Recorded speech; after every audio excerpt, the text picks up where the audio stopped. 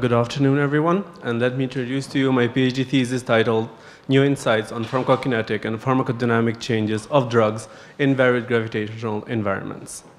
Just a few words about me. My name is Amir. I'm a pharmacist and a PhD student here. This is my research team, and our vision is to conduct innovative research. Our mission is to conduct innovative research to optimize drug utilization in space travel in order to achieve our vision, which is to enhance drug effectiveness in space. These are our ongoing projects, and the first one is the effect of different gravity levels on pharmacokinetics and pharmacodynamics of drugs. And why exactly this one? Well, because the use of medicines in space travel is steadily increasing. And we tend to take longer journeys, for example, going to Mars. And as long the journey is, it carries a higher risk of diseases. And therefore, this creates a need for a larger onboard medication supply. We already know that microgravity induces such physiological changes that could impact the pharmacokinetics and pharmacodynamics of drugs. And if these two are impacted, then this could result in a reduced effectiveness or intoxication, and this can pose a threat to the lives of the crew. That's why our aim is to comprehensively understand the precise effect of varying gravity levels on pharmacokinetics and pharmacodynamics, and therefore we can suggest necessary interventions. To achieve our aim, we ask the clinical question, which is, do different levels of gravity affect the pharmacokinetics and dynamics of the drugs? And we answer this question through a PICO framework, where the population is healthy humans receiving pharmaceutical treatment. Interventions include space traveling and microgravity models compared to Earth gravity, and our outcomes are changed pharmacokinetic and dynamic profile. We hypothesize that drugs under effect of microgravity will experience changes in absorption, distribution, metabolism, excretion, and the dynamics of the drug, and this can lead to either inefficacy or intoxication. We did a systematic search in 5 major databases in November last year with this particular search key, and out of around 10,000 articles, we got down to 29 eligible full texts included. Before jumping to results, let's briefly introduce some major outcomes that we're interested in. There are Cmax, Tmax, AUC, and half-life. Cmax is the maximum concentration of the drug in our bloodstream, while the Tmax is the necessary time to achieve this concentration. The half-life is the time needed to decrease the maximum concentration of the drug halfway in our bloodstream, while the AUC, or area under the curve, is the overall drug exposure, which in simpler terms tells us for how much and for how long does the drug stay in our body. Now let's see some results. We have here Cmax and Tmax of acetaminophen in short-term and long-term exposure to microgravity. To have a clearer picture, short-term means 3 days or less, while long-term means 30 days or more. And Cmax is measured in micrograms per milliliter, and the normal range for acetaminophen is 8 to 17 micrograms per milliliter, while the Tmax is measured in hours, and the normal range for acetaminophen is 0.5 to 2 hours. And the articles that you can see in the first 2 plots, which are in short-term duration, they are non-randomized studies of intervention, and the intervention here is microgravity models here in Earth, while the 2 last plots that you can see in long-term duration, they are again non-randomized studies of intervention, but here the intervention is the real space flight. And here we can see that the Cmax of acetaminophen in short-term duration exposure to microgravity models is increased for 1.61 micrograms per milliliter, while the Tmax is decreased for 0.71 hours. Even though this result may not sound alarming for our ears, and it's not statistically significant or clinically relevant, and maybe this change is not a big deal for acetaminophen, but a change like this for drugs with narrow therapeutic window could be dangerous. While surprisingly, if we see the long-term duration exposure results, we can see that we have contradicting results, because here the Cmax is decreased for 2.03 micrograms per milliliter, while the Tmax is increased for 0.44 hours. And if we see the results from several drugs pooled together in short-term exposure to microgravity for 3 outcomes, Cmax, Tmax, and AUC, we cannot draw a simple conclusion from that because of the heterogeneity, but for all three outcomes, we can definitely say that each and every drug behaved differently in a microgravity environment. Of course, our research has strengths and limitations. The strengths include that this is the first meta-analysis done on the field, and we included only studies of intervention, and we also managed to include space flight studies. While our limitations are that there's high heterogeneity and low sample size, the studies are non-randomized, and there's limited equipment in space. From what we saw in results, we can conclude that the microgravity environment appears to influence the drug absorption of acetaminophen, because we saw that the concentration is increasing while the time to achieve that concentration is decreasing.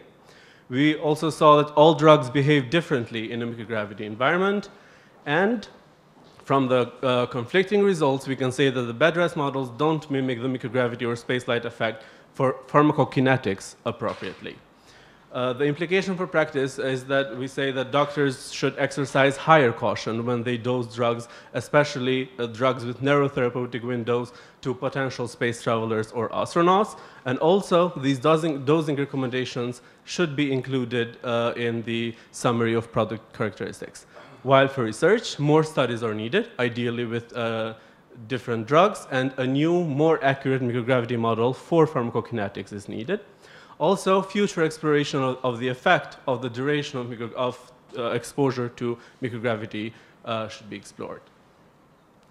We have finished the data extraction and figures, tables, and now we're working on the risk of bias and writing the manuscript, which we expect to submit by mid-October 2024. The second project is the effect of different gravity levels on pharmacokinetics and pharmacodynamics of drugs in animal models. And here we will not focus on humans, but here we will focus on animal models. For example, the one you see in your left, which is the so-called tail-suspended model. It's a microgravity model applied to rats and mice to mimic the microgravity, or the one in the right, which is when animals actually went to space. And we tend to do translational research, so we can translate findings from animal models to human application and understanding. We use the same PICO and question, but here the population is animals receiving pharmaceutical treatment. We did a systematic search, and now we're in the process of title of track selection. The third project is investigating the effect of spinal cord injury in drug pharmacokinetic changes in humans. And why exactly this one? Well, that's because the number of spinal cord injury patients are rapidly increasing, and we can see that globally in 2019, we had around 21,000 patients with spinal cord injury. And we already know that this disease is known to induce complex pharmacokinetic alterations, and these could impact drug metabolism and distribution, but not alone, also absorption and excretion. And to understand these changes is very fundamental and vital, because they can pose risks to patient safety and they can reduce the effectiveness of our medication. That's why our aim is to uncover the link between spinal cord injury and drug pharmacokinetic changes, and therefore we can offer insights for improved clinical practices. To achieve our aim, we asked the clinical question, which is how does spinal cord injury influence the drug pharmacokinetics? And we tend to answer this question through a PECO framework, where the population is humans receiving pharmaceutical treatment exposed to spinal cord injury or not, and the outcomes would be altered pharmacokinetics. We hypothesized that spinal cord injury affects drug pharmacokinetics and can potentially influence clinical outcomes. If our hypothesis is true, then we could optimize drug dosing strategies in spinal cord injury and enhance healthcare outcomes.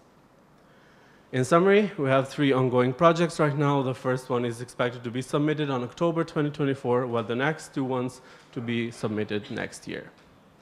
I would like to conclude my presentation with a quote of Isaac Asimov: "The saddest aspect of life right now is that science gathers knowledge faster than society gathers wisdom." So that's our aim here in CTM, bring wisdom to society. Thank you very much for your attention.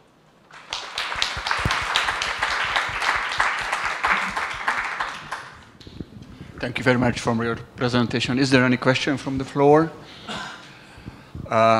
Until that you are thinking, actually it's a relevant topic, because I just heard in the car driving here that the astronauts, due to technical problem, should stay in the space for 8 months instead of 3 days. So it's a really relevant topic. Could you tell me some details about the microgravity environmental model was used in the study you cited? Yes, so the microgravity models which are actually in use today in research, they are Earth models which mimic microgravity, and they are called anti-orthostatic hypokinesia or head down tilt, which is a specific body posture of humans with a specific angle of head, which they keep that position for a specific time. For example, most of the studies have 2 days or 3 days until they finish all pharmacokinetic research.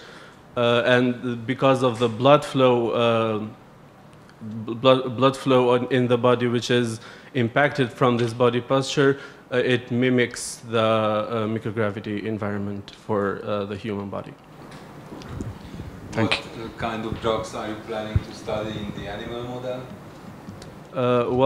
I'm not sure what type of drugs we can have from the articles we already found, because we're still in the title abstract selection, but we hope that they will be sort of the same with the humans, so some painkillers or hopefully some maybe benzodiazepines or something like that. So typical drugs that are also used while space traveling.